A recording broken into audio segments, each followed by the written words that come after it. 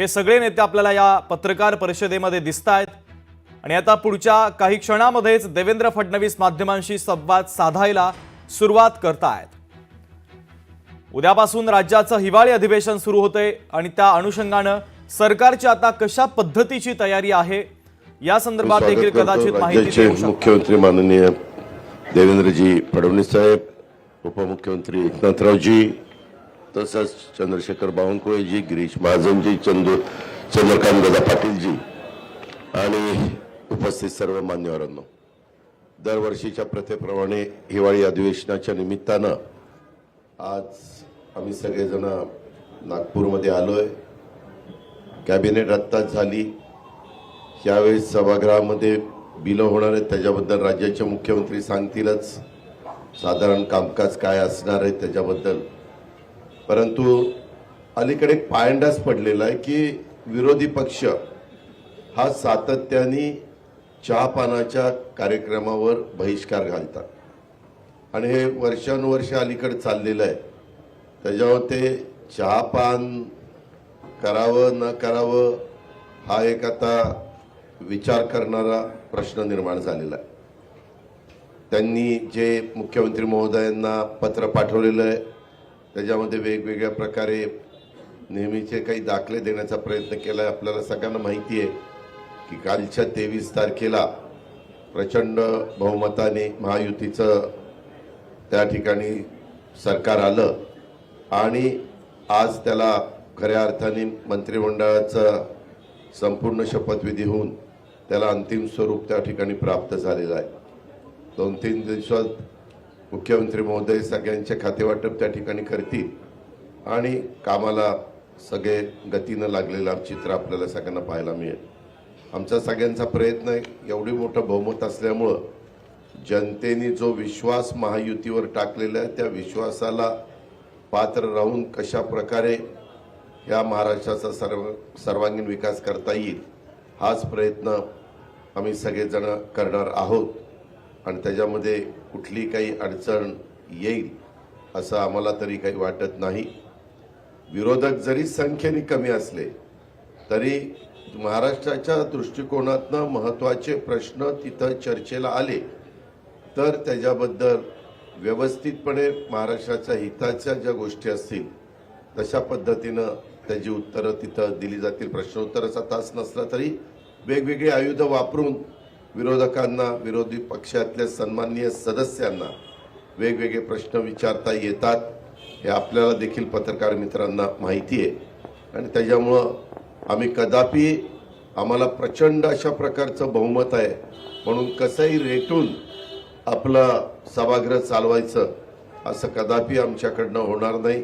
ती भूमिका मुख्यमंत्र्यांनी सुरुवातीला स्पष्ट केलेली आहे आणि आमचंही सगळ्यांचं त्या भूमिकेशी समर्थन आहे। एक ह्या महाराष्ट्रामध्ये परंपरा आहे की नेहमी विरोधकांना थोडा रिस्पेक्ट ठेवून काम करायचं असतं।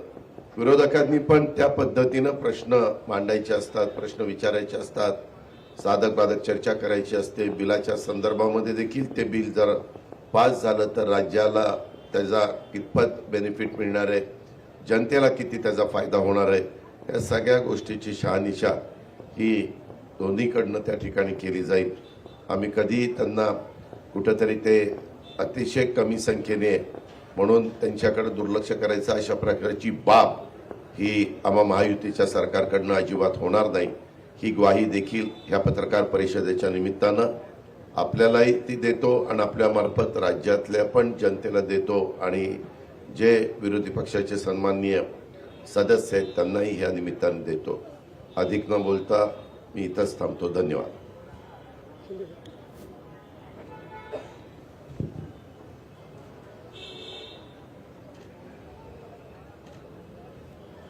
हिवाळी अधिवेशनासाठी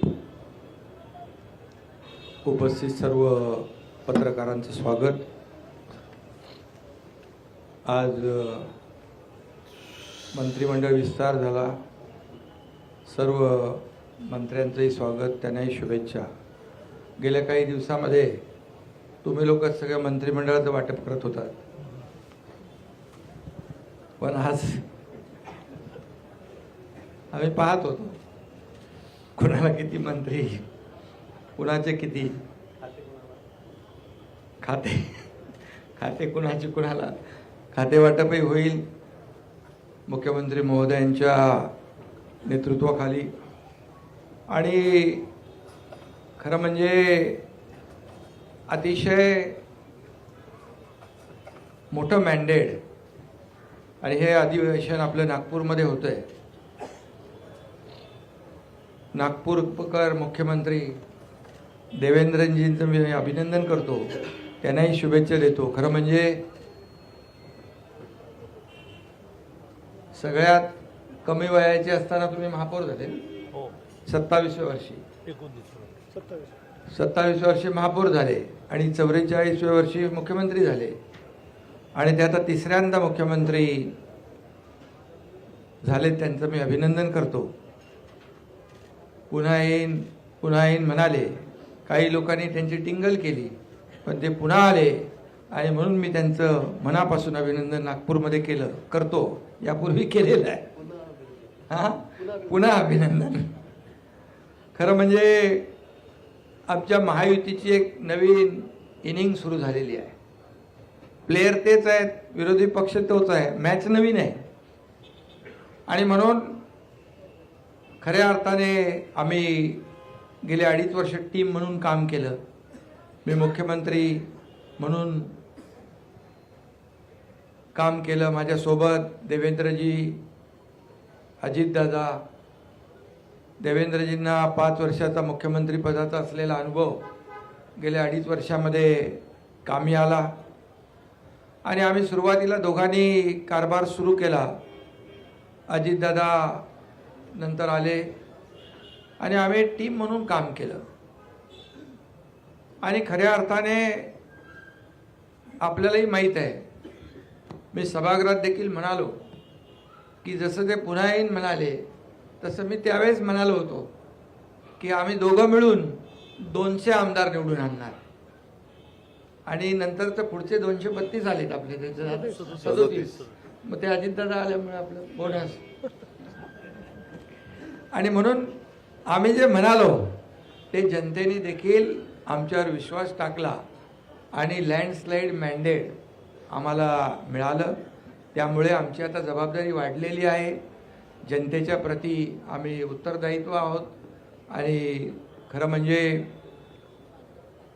विदर्भामध्ये हे अधिवेशन होतं आहे आणि विदर्भाला देखील आम्ही 2.5 वर्षामध्ये न्याय देण्यासाठी अनेक निर्णय घेतले. आणि आमचं मिशन एकच आहे की मिशन समृद्ध महाराष्ट्र.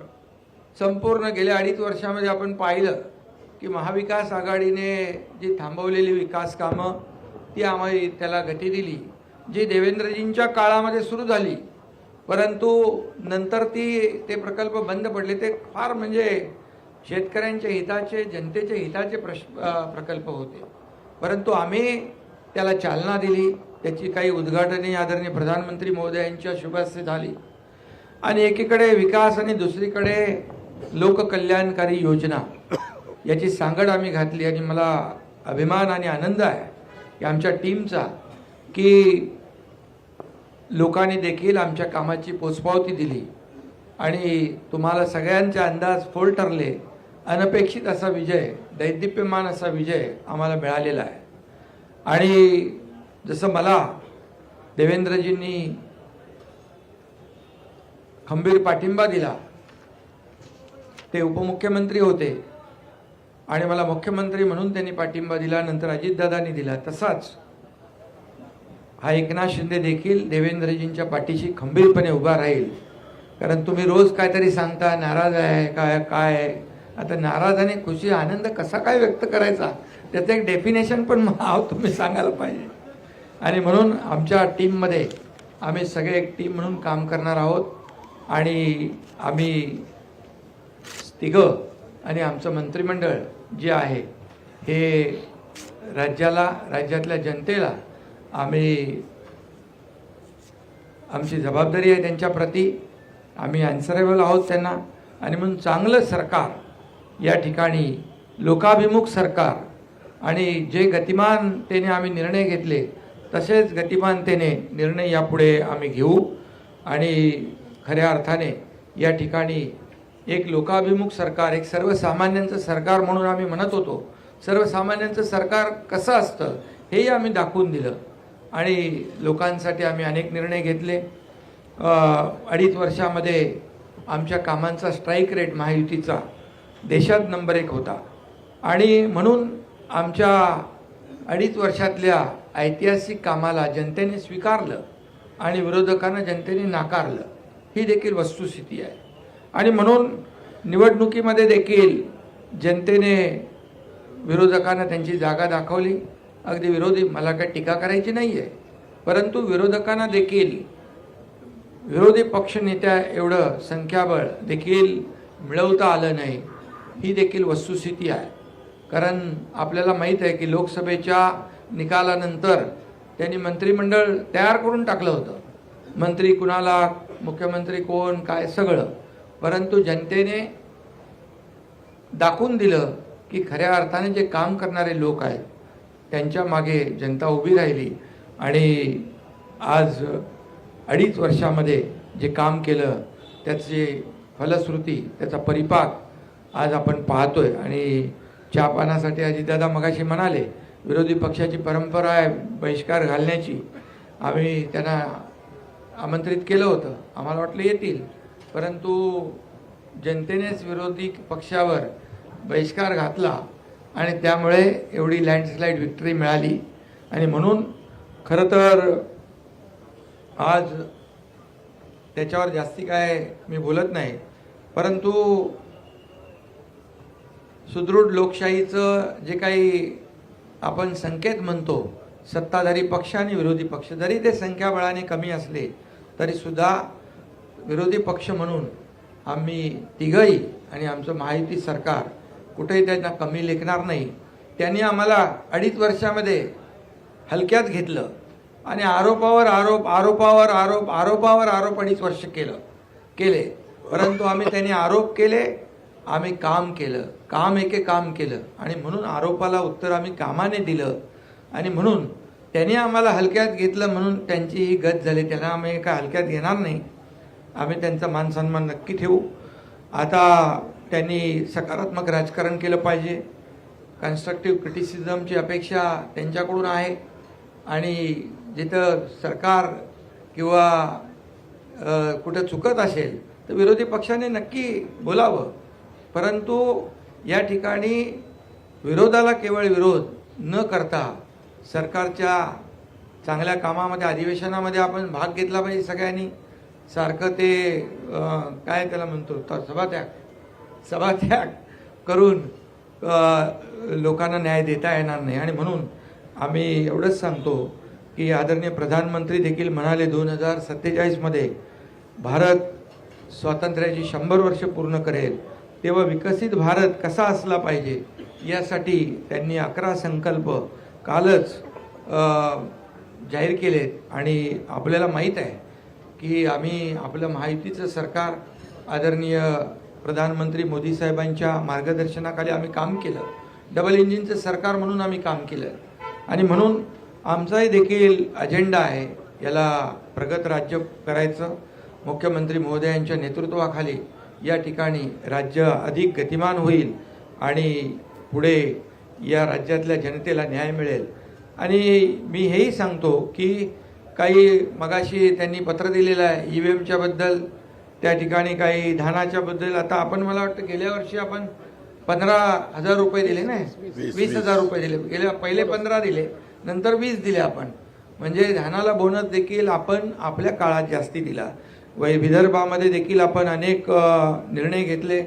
मुख्यमंत्री स्वतः इकडचे असल्यामुळे अनेक निर्णय आपण पाण्याचे घेतले, सिंचनाचे घेतले, वैनगंगा, नळगंगा, गोसेखुर्द, ते पर्यटनाचा जो आपलं बॅकवॉटर आहे त्याच्यावर आपण हे केलं. सुरजागडमध्ये आपण प्रकल्प सुरू केले मोठ्या प्रमाणावर. त्याच्यात मी डिटेलमध्ये जात नाही, परंतु आम्हाला अभिमान आहे की आम्ही जे काम केलं विदर्भासाठी, फक्त विदर्भामध्ये खरं म्हणजे औपचारिकता म्हणून अधिवेशन नाही आहे, तर विदर्भामध्ये आल्यानंतर या नागपूरमध्ये जे अधिवेशन आहे त्याची फलश्रुती झाली पाहिजे आणि गेल्या 2.5 वर्षामध्ये देखील आम्ही अनेक निर्णय घेतले या विदर्भासाठी, याचा देखील आनंद आणि समाधान आहे.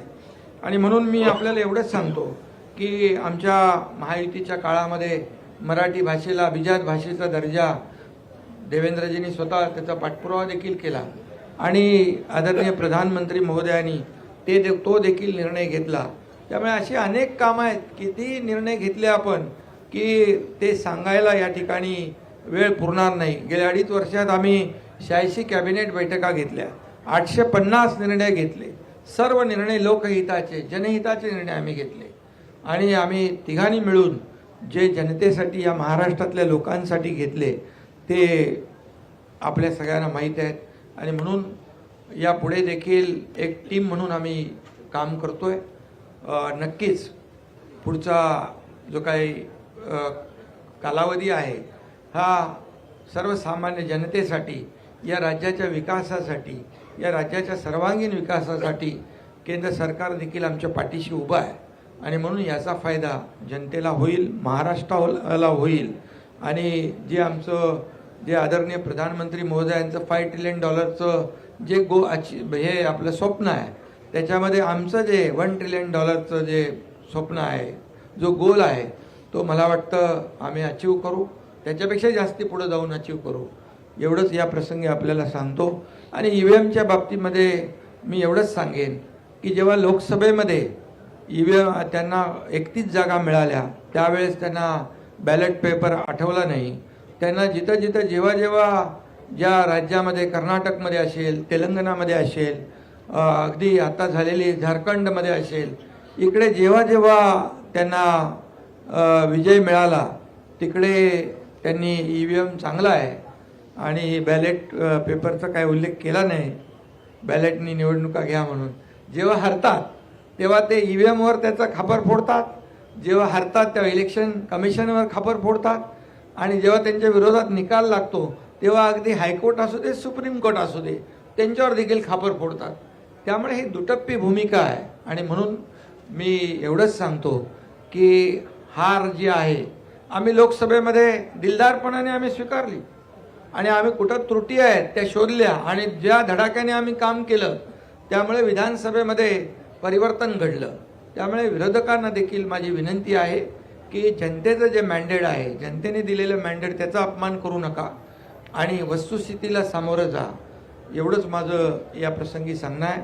आणि आम्ही पुढे जे करू ते या राज्याच्या भल्यासाठी करू, राज्याच्या विकासासाठी करू, सर्वसामान्य माणसाच्या जीवनामध्ये जे बदल घडले पाहिजे, चांगले दिवस आले पाहिजे, त्याच्यासाठी करू.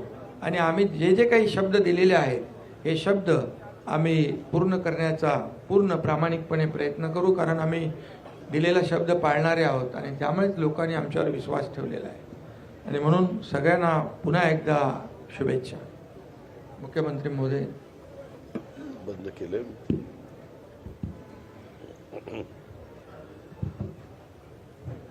सर्वप्रथम आपल्या सर्वांचं या ठिकाणी मी अतिशय मनपूर्वक स्वागत करतो. आणि हिवाळी अधिवेशन आहे आणि थंडी देखील आहे, त्यामुळे निश्चितपणे या अधिवेशनामध्ये आम्ही महाराष्ट्राच्या जनतेला ऊब मिळेल आणि ऊर्जा मिळेल अशा प्रकारचा कारभार करण्याचा प्रयत्न हा निश्चितपणे करू. राज्य मंत्रिमंडळाचा आजच विस्तार आम्ही केलेला आहे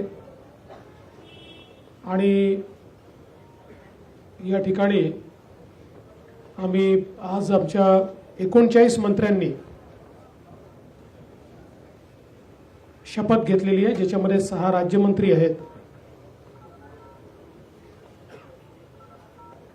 आजपासनं आमचा गतिशील कारभार आम्ही सुरू केलेला आहे.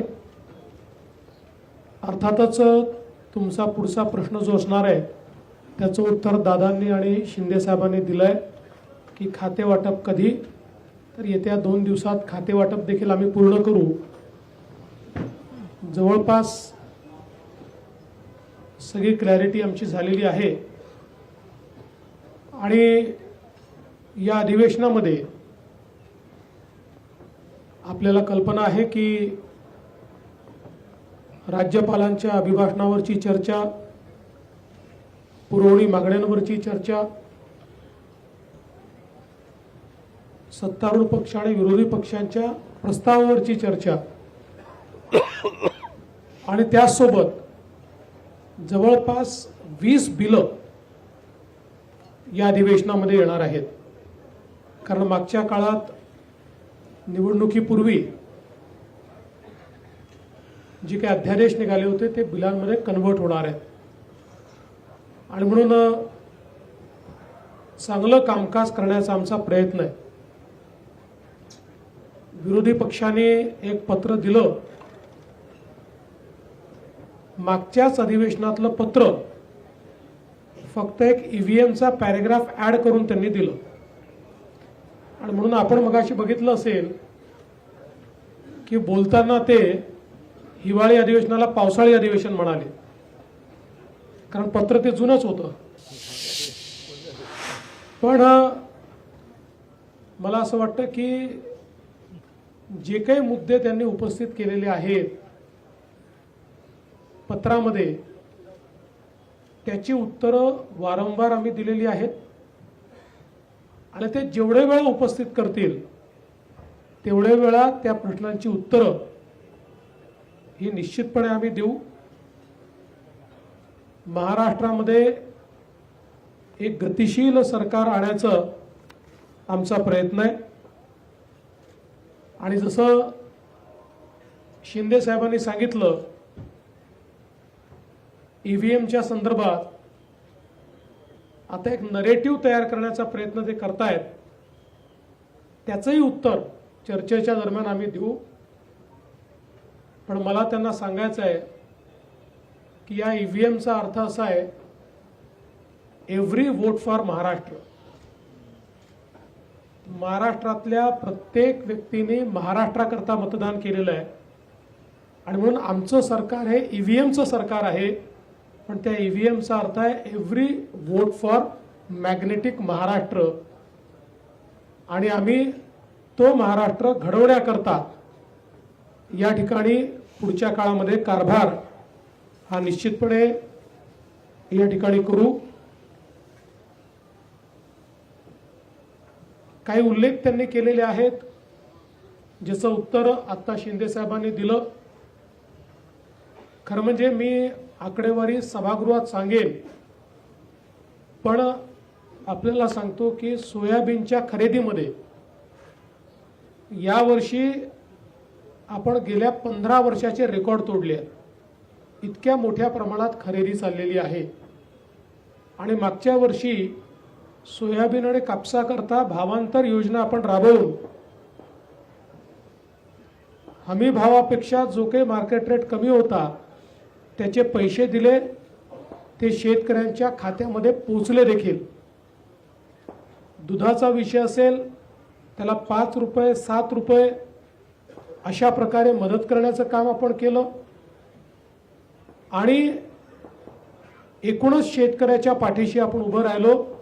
धानाच्या शेतकऱ्याला हेक्टरी 20,000 रुपये मदत आपण त्या ठिकाणी केली आणि म्हणून शेतकऱ्यांच्या पाठीशी ताकदीनं उभं राहणारं अशा प्रकारचं आपलं सरकार आहे. काही घटनांचा उल्लेख देखील या ठिकाणी करण्यात आलेला आहे. परभणीची जी घटना आहे त्या घटनेमध्ये एका मनोरुग्णाने ज्या प्रकारे भारताच्या संविधानाचा अपमान केला, त्या मनोरुग्णाला अटक देखील करण्यात आली. दुर्दैवाने त्याच्यानंतर एक उद्रेक देखील झाला.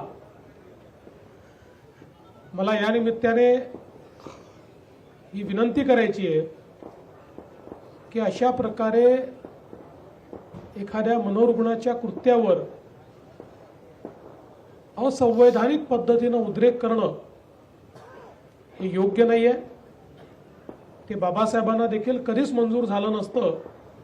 मात्र जी घटना घडली ती घडून चुकली आहे. मी एवढंच सांगतो, हे सरकार संविधानाचा सर्वोच्च सन्मान करणारं सरकार आहे. कुठल्याही परिस्थितीमध्ये तसूभरही संविधानापेक्षा वेगळं काम हे सरकार करणार नाही.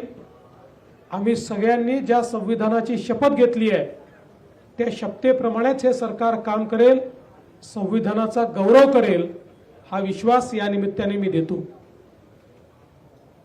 बीड जिल्ह्यातली जी काही घटना आहे अतिशय निगृढ अशा प्रकारची, जी काही सरपंचाची हत्या त्या ठिकाणी झालेली आहे, त्या संदर्भात काही लोकांवर कारवाई केली आहे, काहींना सस्पेंड केलं आहे, काहींना घरी पाठवलं आहे.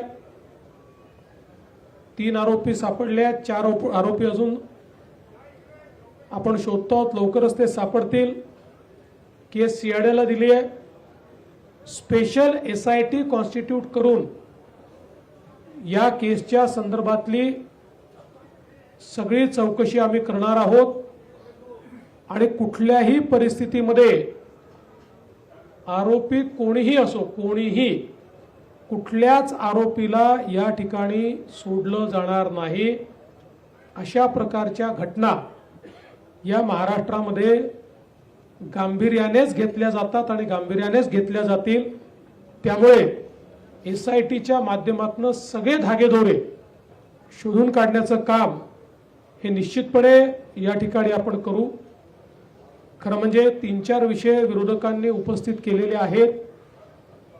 त्या विषयांवर सविस्तर उत्तर हे सभागृहामध्ये आम्ही निश्चितपणे देऊ.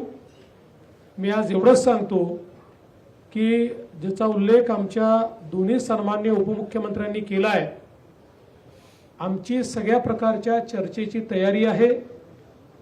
विरोधी पक्षाने चर्चा करावी, कुठेही त्यांचा आवाज आम्ही दाबणार नाही, कुठेही आम्ही चर्चेपासून मागे हटणार नाही.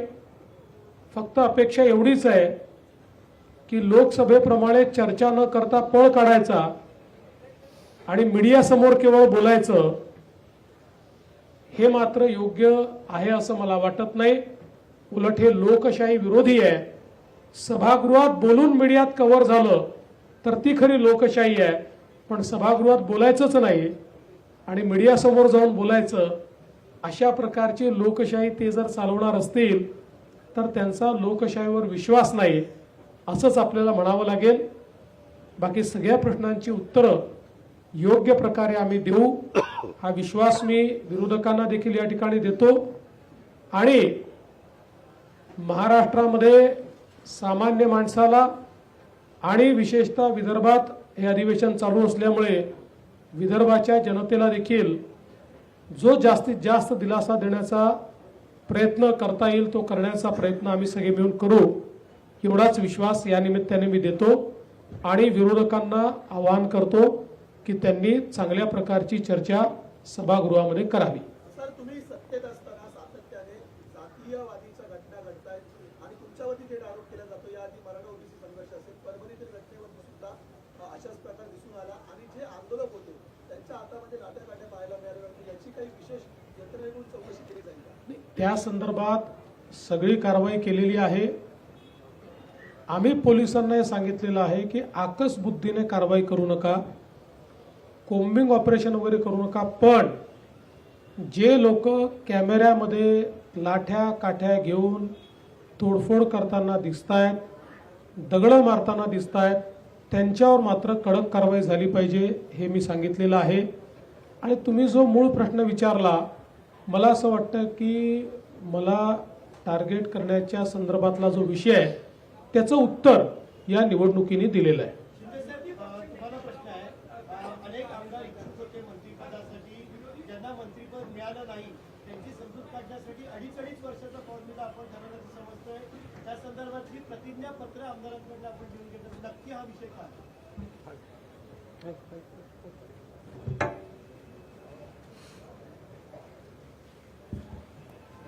खरं म्हणजे अनेक लोक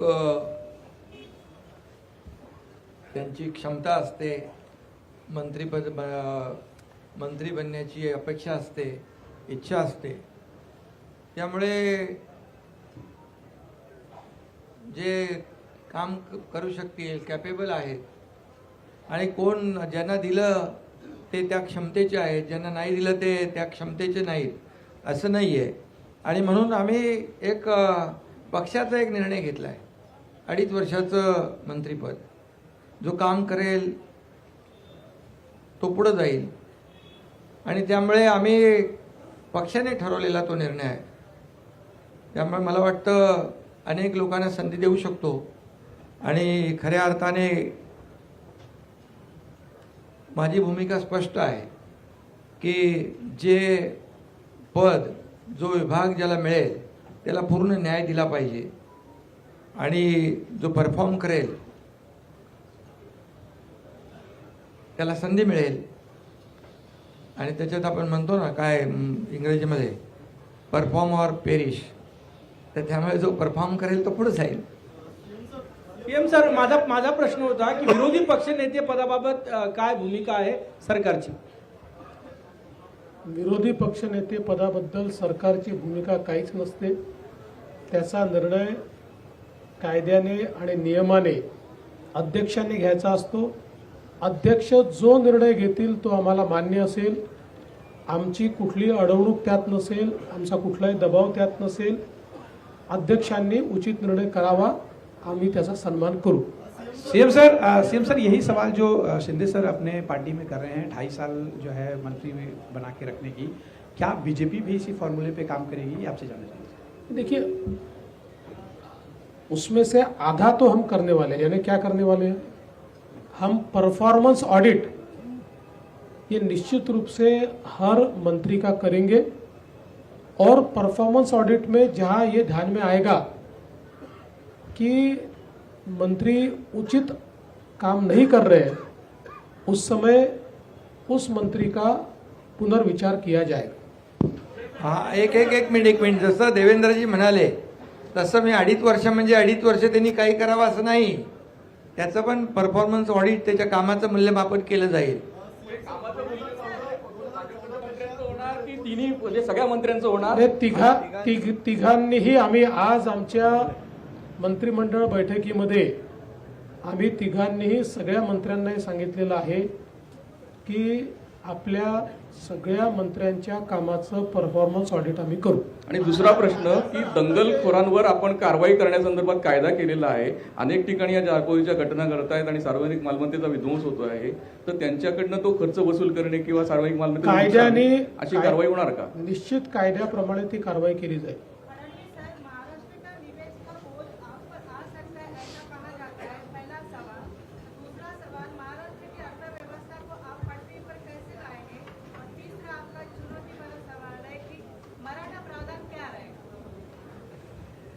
तुम्ही वाट बघा. या तिन्ही विषयांवर आम्ही योग्य कारवाई करू. महाराष्ट्राची अर्थव्यवस्था ही चांगलीच आहे. आम्ही जे काही योजना आत्ता केलेल्या आहेत त्या योजनाचा बोजा हा निश्चितपणे अर्थव्यवस्थेवर पडेल. त्याचं योग्य मॅनेजमेंट करण्याचा प्रयत्न आमचा असणार. आपल्या मंत्रिमंडळात साधारण 40% चेहरे आहे हे नवीन तरुण आहेत. त्याचवेळी काही जुने जाणते आणि एक्सपिरियन्स लोकांना आपण सुट्टी केलेली आहे. त्याच्यामुळे मागे काय खास धोरण आहे का? नाही, आमचा प्रयत्न असा आहे की हे मंत्रिमंडळ एक सर्व प्रकारचा चेहरा याच्यामध्ये दिसला पाहिजे. त्या दृष्टीने काही जुने जाणते नेते आहेत, काही तरुण आहेत, महिलांना देखील आम्ही चांगल्या प्रकारे संधी दिलेली आहे. विविध समाजांना आम्ही संधी दिलेली आहे. ओबीसी समाज असेल, मराठा समाज असेल, धनगर समाज असेल, आदिवासी समाज असेल, SC समाज असेल, विविध समाजांना देखील आम्ही प्रतिनिधित्व दिलेलं आहे. सर्व समावेशक अशा प्रकारचं मंत्रिमंडळ तयार करण्यात आले. सर, 30% मंत्री जे आहेत गेल्या सरकारमध्ये त्यांना या मंत्रिमंडळामध्ये समाविष्ट करण्यात आले नाहीये. त्यांना पण परफॉर्मन्स वाईज बाजूला केलेलं आहे की काही वेगळी कारणं आहेत? वेगवेगळी कारणं त्याच्यामध्ये आहेत. अनेक वेळा काही मंत्र्यांना याकरता घेण्यात आलेलं नाही. मी भाजपचं सांगतो आमच्याकडे की पक्षाने त्यांना काही वेगळी जबाबदारी द्यायचं ठरवलेलं आहे. आपल्याला कल्पना आहे BJPमध्ये अनेक वेळा आम्ही जर कोणाला जबाबदारी पक्षात द्यायची असेल तर त्यांना मग मंत्रिमंडळात स्थान देत नाही. काही असं देखील असू शकतं की काही जे मंत्रिमंडळातून ड्रॉप झाले आहेत त्यातले काही परफॉर्मन्समुळे देखील ड्रॉप झालेले असू शकतात.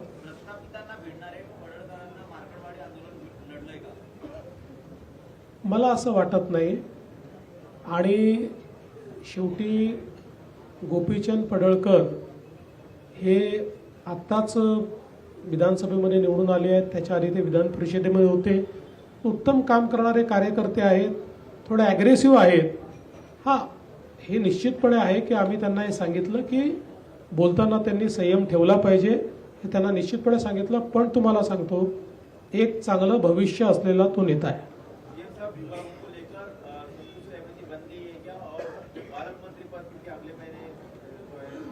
विभागों को लेकर हमारी करीब करीब सहमति बन चुकी है और इसीलिए मैंने कहा कि हम अब उसका जो बांटअप है वो अगले 1-2-3 दिन में कर देंगे. पालक मंत्री के लिए अभी तक हम बैठे नहीं हैं क्योंकि वो चुनौती अभी हमारे सामने नहीं है. हम अधिवेशन के आखिरी दिन बैठेंगे और पालक मंत्री का भी निर्णय कर देंगे. आपण फडणवीस साहेब, आपण त्यांच्यासारख्या ज्येष्ठ नेत्यांना संधी न मिळण्याचं कारण काय? काही महत्वाची जबाबदारी त्यांच्यावर द्यायची. फडणवीस साहेब,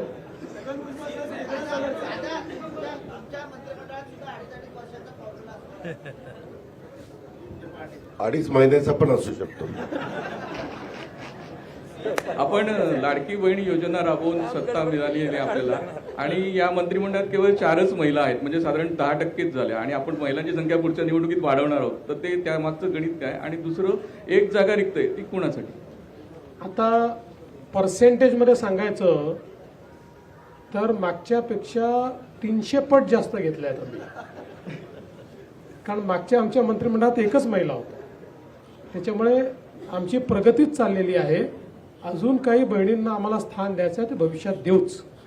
आणि तसंही 2029 मध्ये आम्हालाच बहिणींना स्थान मागावं लागणार आहे. आणि एक जागा कोणासाठी?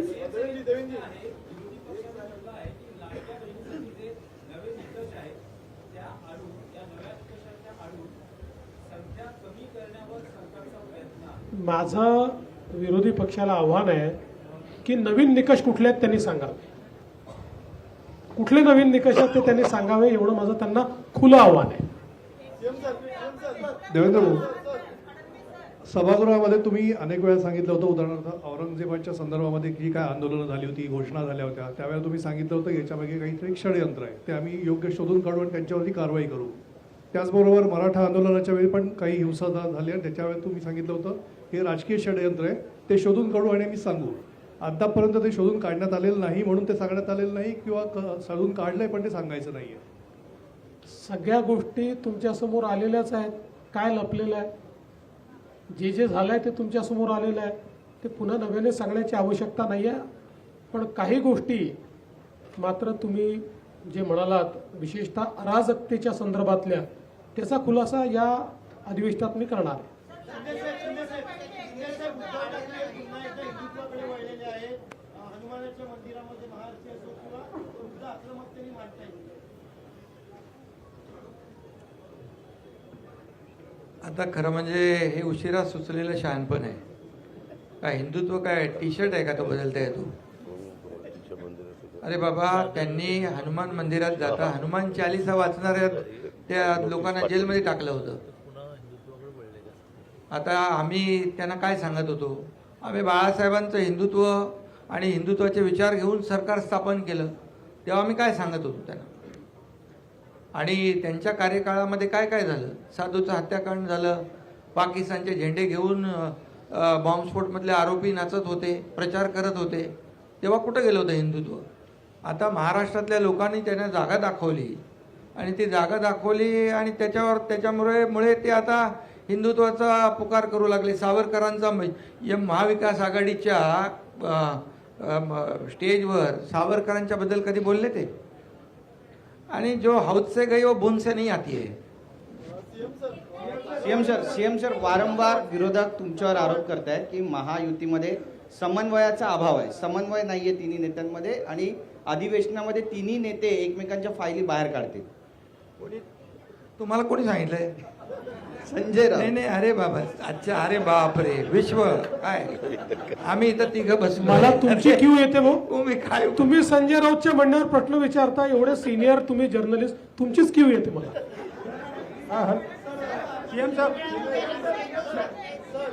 सीएम सर सीएम सर तुम्ही जागा वाटपामध्ये घटक पक्षांना सामावून घेतलं होतं, मात्र आता विस्तारामध्ये घटक पक्ष पाहायला मिळत नाही.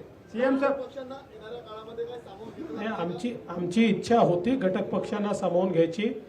काही कारणाने सामावून घेऊ शकलेलो नाही, पण भविष्यात त्यांना सामावून घेऊ. सीएम सर त्यांना महामंडळ वगैरे काही नाराजांना आम्ही समजून सांगू, आमचेच आहेत, त्यांना नक्की समजून सांगू.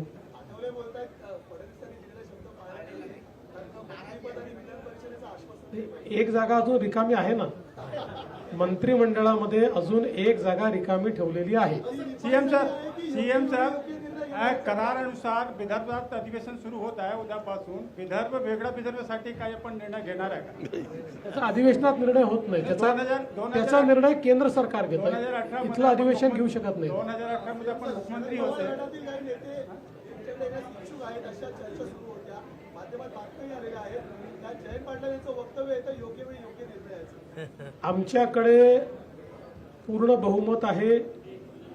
आमच्याकडे भरपूर लोक निवडून आलेले आहेत. त्याच्यामुळे आमच्याकडनं तरी आता कुठलाही प्रयत्न नाही. एकनाथजी, प्रश्न असा आहे की आपण म्हटलं हिंदुत्व बदलता येत नाही, पण आता तुमच्या वेळेस घेतलेला हिंदुत्व नाही, टी शर्ट आहे का हिंदुत्व बदलायला असं म्हणालो मी. आणि महत्वाचं म्हणजे हिंदुत्व तुम्ही कधी खूप बदलूच उत्तम शकत निर्णय नाही. घेतला होता, गोमाता ही राजमाता. पण हिंदुत्ववादी कार्यकर्त्यांची अशी मागणी आहे की वधाचा गुन्हा दाखल झाला पाहिजे जर गोमातेला मारलं तर, कारण गो कत्तल होते आहे, गोमाता कापली जाते आहे आणि वारंवार या घटना होत आहेत की ट्रक सुद्धा जाळले जात आहेत. तर मोठ्या मोठ्या घटना अजूनही होत आहेत, तर तो ठोस निर्णय होईल का आता? नाही नाही, होणार ना ठोस निर्णय. त्याच्यावर कडक कारवाई करू. त्याच्यात कायद्यामध्ये आणखी आपण आणखी जे जे काही बंधनं आणता येतील ती आणू. सीएम सर, परभणीच्या घटनेमध्ये काही अर्बन नक्षल कनेक्शन पाहायला मिळत आहे का? अद्याप अशा प्रकारचं कनेक्शन दिसलेलं नाही. तथापि या घटनेची चौकशी चाललेली आहे.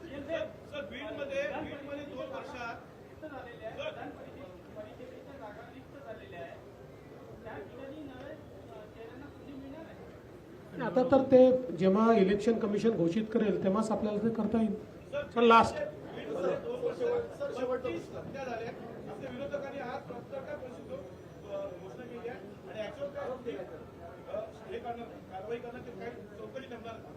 मी मगाशीच सांगितलं की बीडच्या घटनेवर आम्ही SIT नेमतो आहोत आणि कायदा आणि सुव्यवस्थेच्या संदर्भात कुठली हयगय केली जाणार नाही. अतिशय कडक कारवाई त्या ठिकाणी केली जाईल. महाविकास आघाडीचे काही खासदार संपर्कात आहे? अजून पुष्कळ करायचं आहे आपल्याला.